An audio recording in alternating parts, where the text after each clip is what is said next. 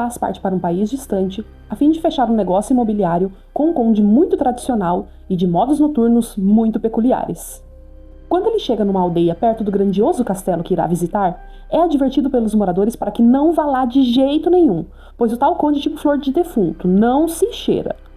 Ele insiste, e aí descobre por que os locais falaram tanto para ele não ir até lá. Enquanto isso, sua amada, a quilômetros de distância, começa a sofrer de terrores noturnos. Um especialista esquisitão e recluso é chamado para investigar o que está acontecendo com a jovem e descobre que a origem de todos os males é uma criatura muito demoníaca. Essa é a história de Nosferatu. Eu só tô segurando o livro Drácula aqui porque sim, né? Porque a gente pode pegar qualquer história de filme de vampiro e gravar um reel pra vender esse livro aqui que ninguém liga. Enfim. Plágio! Essa palavra tão aterrorizante, tão agressiva. Um tapa na cara de quem escuta. Uma bexiga cheia de água se espatifando no chão e respingando em todo mundo que tá perto. Você desmaiando ao pular de um penhasco em um rio e cair de barriga na água. Meu lado, escritora, já nem tem mais medo de cometer plágio. Eu tenho medo de escrever mesmo. Porque existem tantas ideias, tantas criações, e as tecnologias que temos hoje permitem que a gente produza muito mais e publique muito mais rápido, de forma que é fácil você ter ideias repetidas. Copia, mas não faz igual. Parece que é a frase do momento. Eu ia demorar um pouco mais para fazer esse vídeo, porque eu estou encontrando muitas coisas parecidas com Duna na minha leitura do Asimov, em especial na trilogia do Império Galáctico. Isso que eu ainda não cheguei em Fundação. O que sugere para mim claramente que o Francisco Roberto, o autor de Duna, se inspirou em Asimov com força. Mas assim, com muita força mesmo. E como eu ainda não terminei essa trilogia do Império Galáctico e comecei Fundação, eu faria esse vídeo mais pra frente, só que assisti o Nosferatu. E essa semana também teve uma treta literária de uma autora que supostamente submeteu um original que não era seu e foi aceito pela editora. Enfim.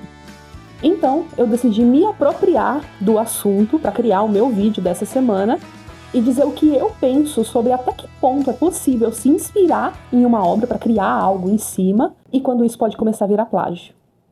Tem coisas que estão aí desde o tempo do EPA. Estereótipos, modos de falar, jeitos de pensar, causas, alegorias, parábolas, mitos, etc. Alguns anos atrás, eu escrevi e cheguei a publicar essa desgrama aqui, que começa com um grupo de pessoas sobrevivendo em um bunker sobre uma cidade que foi destruída e contaminada há 30 anos. Aí, eu tirei de circulação e sei que uma outra autora nacional também escreveu uma obra com um grupo de pessoas sobrevivendo no subterrâneo. E tem um autor estadunidense que também escreveu um livro, uma trilogia com essa premissa, inclusive que virou série. E aí?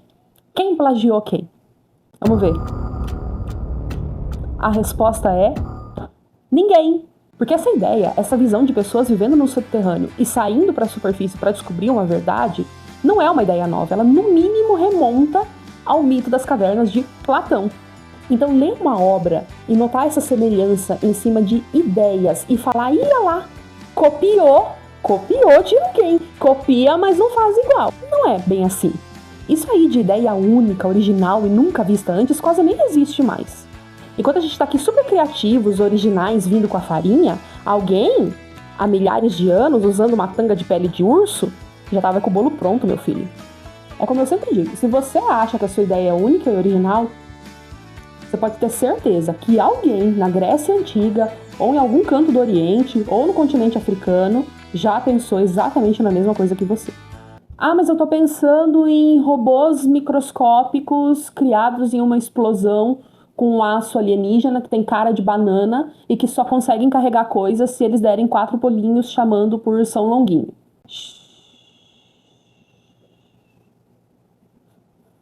Alguém, em algum momento da história, já pensou nisso.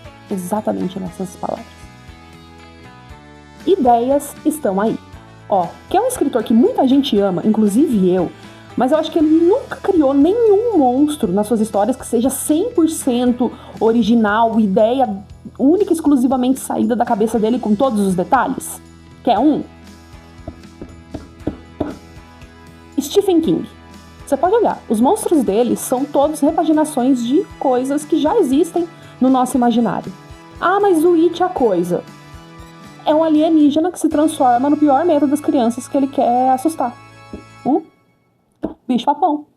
Ah, mas é um alienígena palhaço. Gente, o próprio Stephen King já falou que ele criou um palhaço porque ele sentia muito medo de palhaço quando era criança. E se você quiser forçar um pouco a barra, você pode pensar, sei lá, que ele se inspirou no John Wayne Gacy.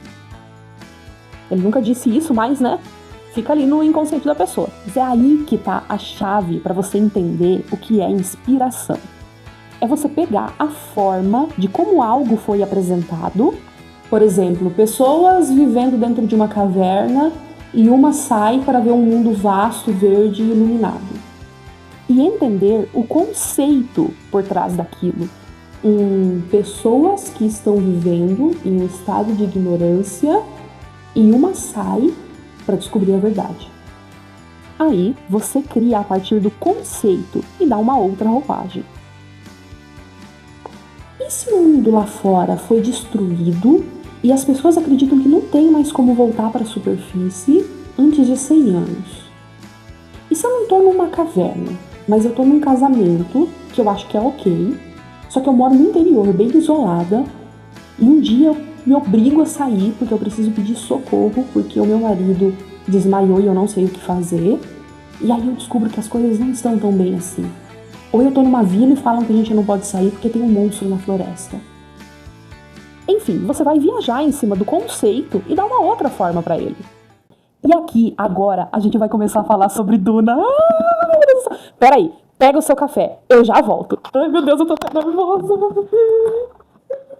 Pronto, agora eu já tô aqui vestida com o meu traje estilador de melange. E em primeiro lugar eu quero pontuar que eu aceito qualquer opinião sobre Duna, exceto opiniões burras.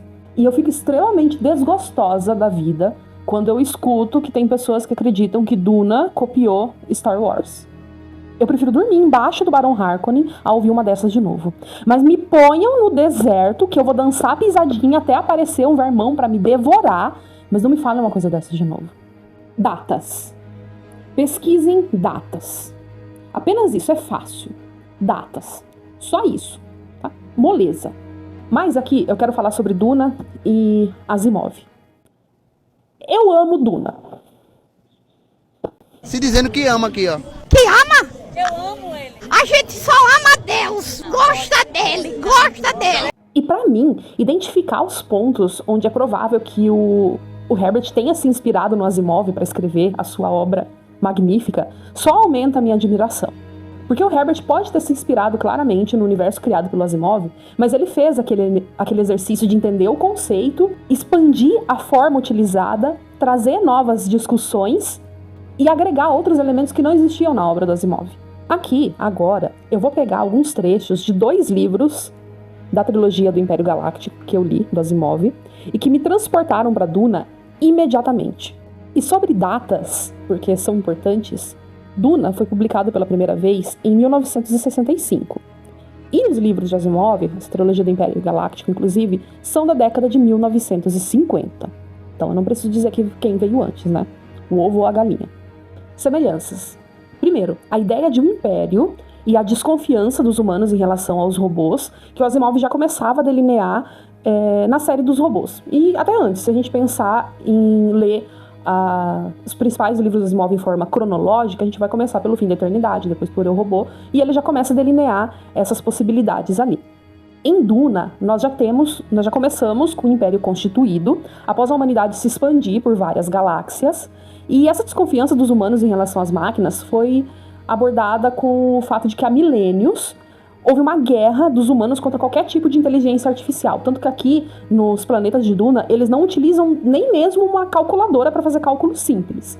Então o Herbert pegou essa desconfiança que o Asimov trouxe nos livros dele e levou além. Se a existência de robôs e inteligência artificial desse tão ruim que os humanos desenvolvessem uma versão enorme e tivessem que travar uma guerra e destruir tudo e começar do zero sem absolutamente nenhuma tecnologia que não fosse estritamente mecânica. Duna. Existem outras ideias dos livros do Asimov que eu identifiquei que possivelmente podem ter servido como inspiração para o Herbert criar Duna, mas aqui eu vou me ater só a trechos específicos destes 2 livros da trilogia do Império Galáctico. Então vamos lá.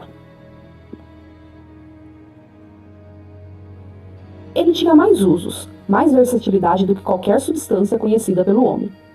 Se não fosse tão caro, poderia ser usado para substituir o vidro, o metal ou o plástico em qualquer uma entre infinitas aplicações industriais.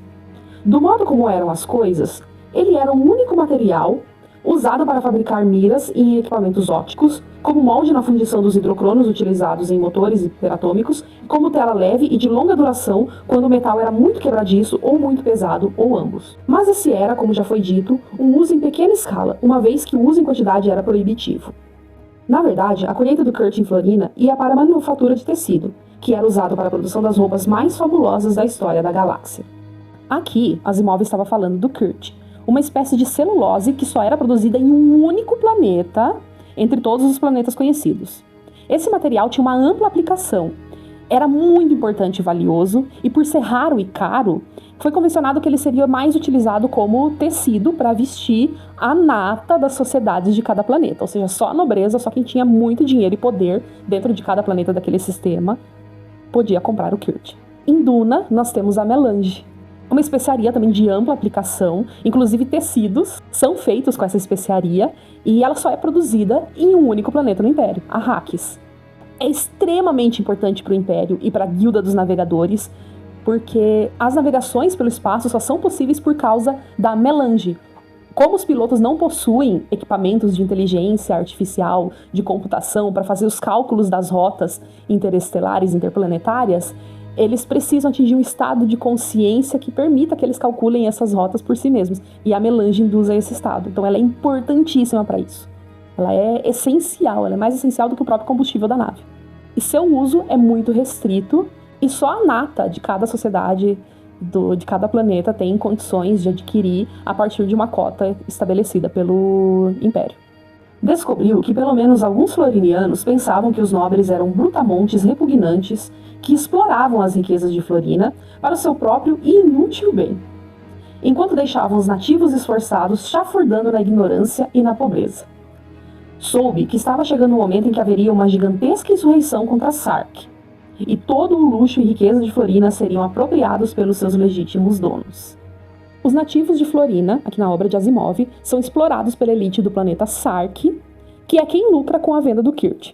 O pessoal de Florina apenas recebe o básico para subsistência e não tem o direito de usar o que produz, e isso gera descontentamento. Em Duna, o planeta que produz melange é Arrakis, e esse planeta é entregue a uma família que governa outro planeta para gerenciar a produção e entregar as cotas de melange para o Império e para a Guilda dos Navegadores. Por muitos anos, quem dominou Arrakis foram os Harkonnen, Harkonnen, que caçavam e exploravam os moradores de Arrakis, principalmente os Fremen, que inclusive não são nativos de Arrakis, tá? O povo Fremen, eles não são indígenas de Arrakis. Eles também foram sucessivamente caçados e expulsos de outros planetas até se estabelecer ali em Duna.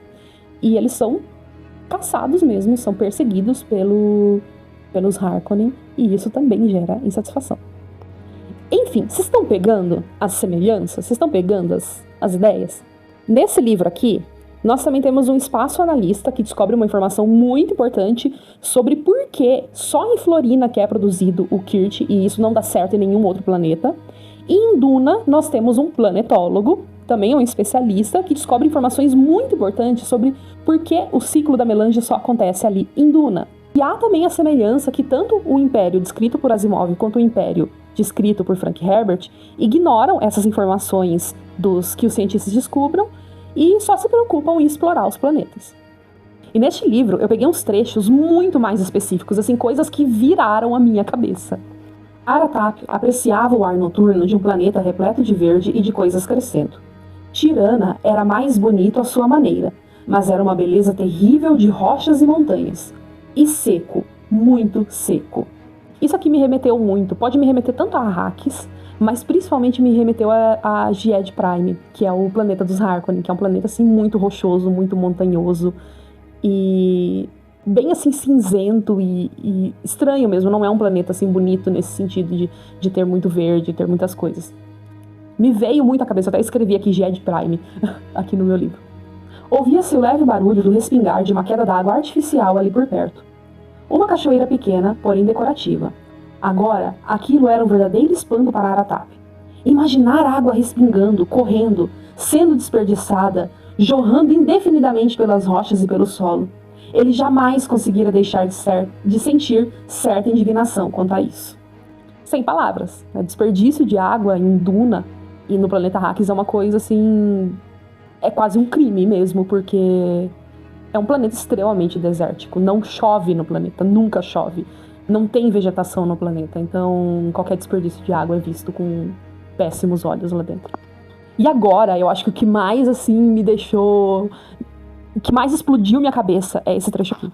Havia aparelhos de destilação para reutilizar a água perdida pelo corpo, mas Byron, quando entendeu o processo, sentiu nojo e providenciou a eliminação de resíduos sem tentar recuperar a água.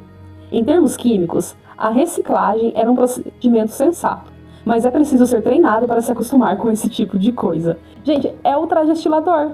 É o trajestilador que existe em Duna. Aqui no Asimov foi descrito que existiam destiladores de água para reutilizar a água do corpo.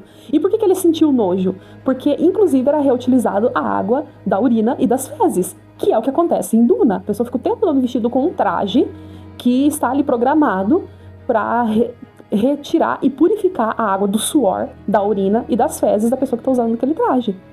É o tempo todo ali, tipo, não é desperdiçado uma gota de água. Por isso que tem esse caninho aqui no nariz, porque a respiração da pessoa, o vapor que sai da respiração, a umidade que sai da respiração, esse trajestilador imediatamente já coleta para purificar a água. E a pessoa bebe por meio de um canudinho.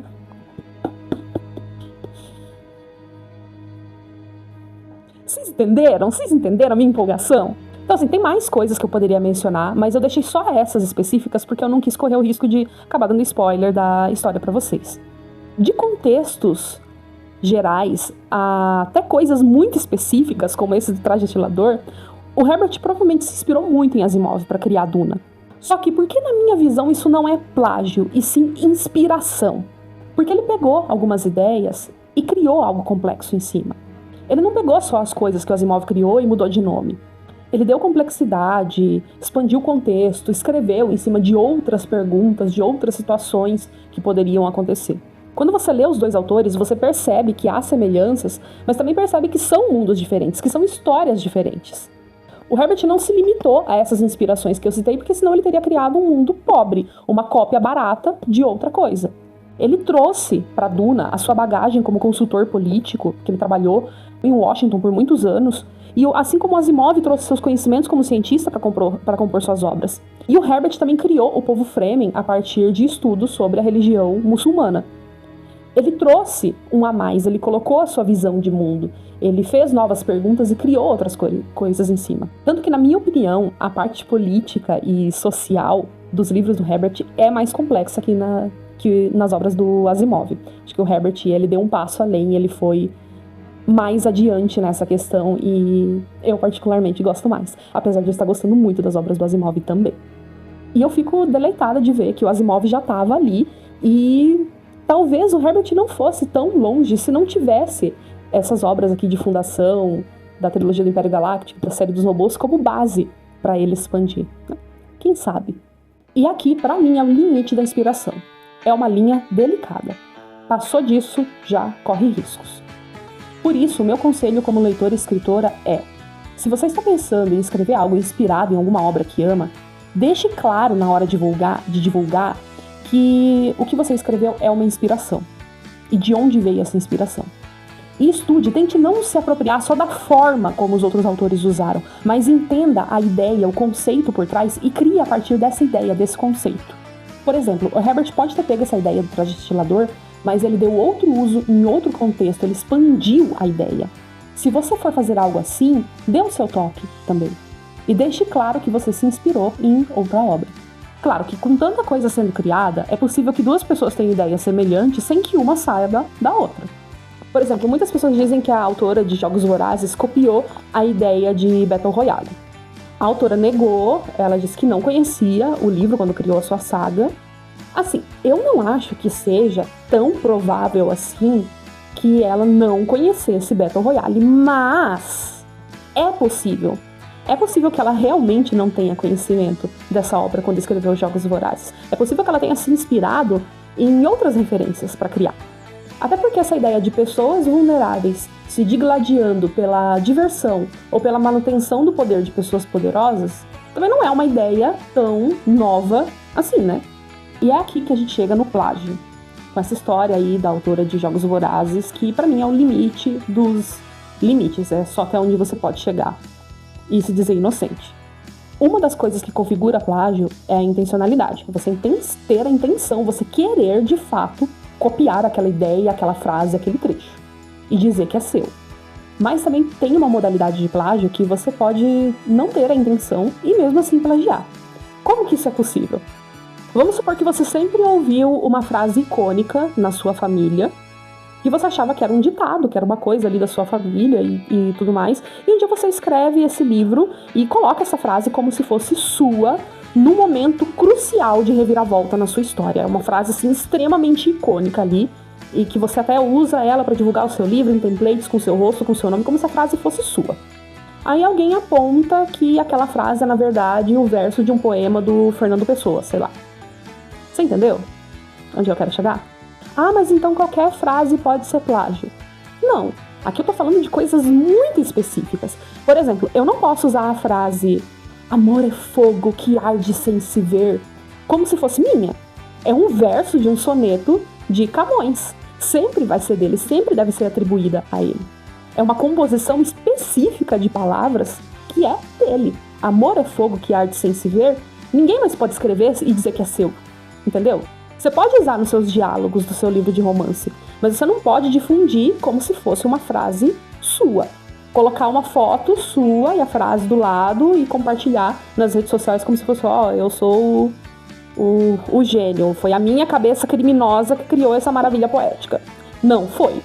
Eu acho que até hoje eu nunca li nada que me fizesse ter certeza de que foi um plágio.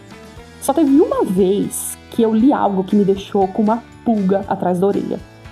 Quando eu li os 120 Dias de Sodoma, do Marquês de Sade, sim, eu li. Eu conheci a história do presidente Curval.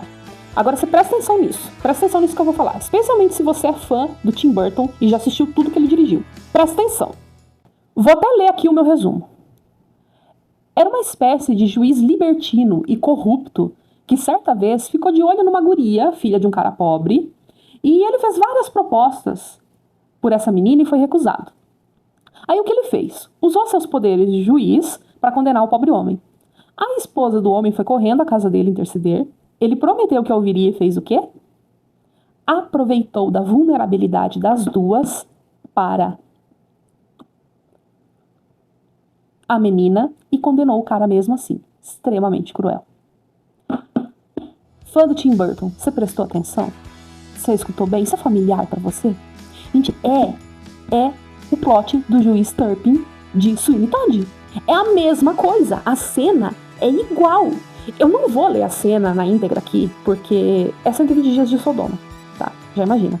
Mas se você pegou esse resumo que eu fiz a partir da cena do 120 Dias de Sodoma e você lembrou do juiz Turpin de Sweeney Todd, gente, as cenas são iguais. Ela muda os nomes e muda um pouco da linha do tempo, porque no Sweeney Todd, pelo menos o juiz Turpin, ele esperou a criança crescer pra querer fazer as maldades dele, né? Ali não.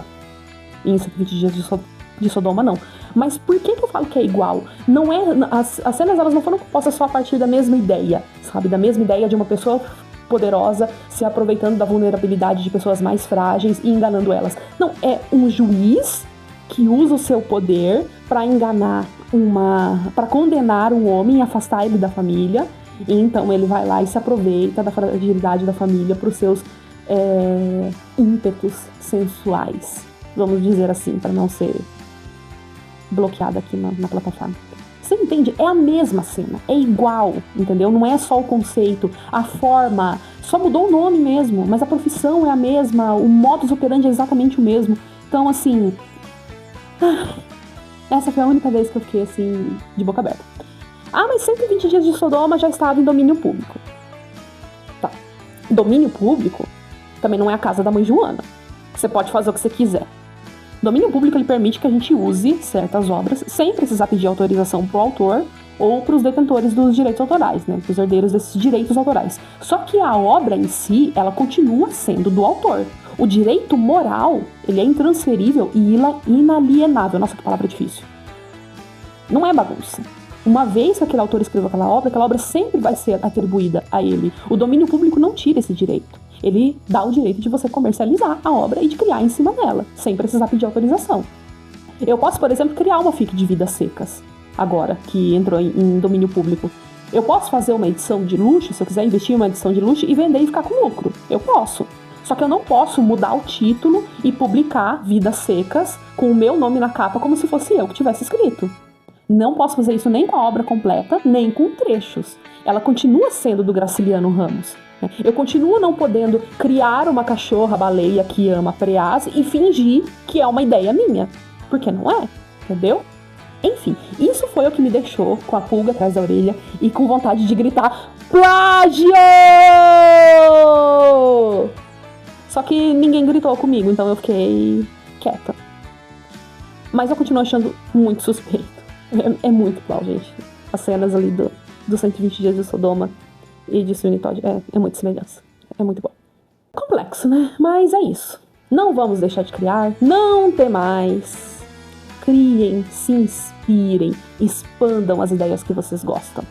Só se lembre que a obra do coleguinha não é trend de rede social que você pode reproduzir para entrar na onda e achar que tá tudo certo. Achar que você pode fazer o que você quiser.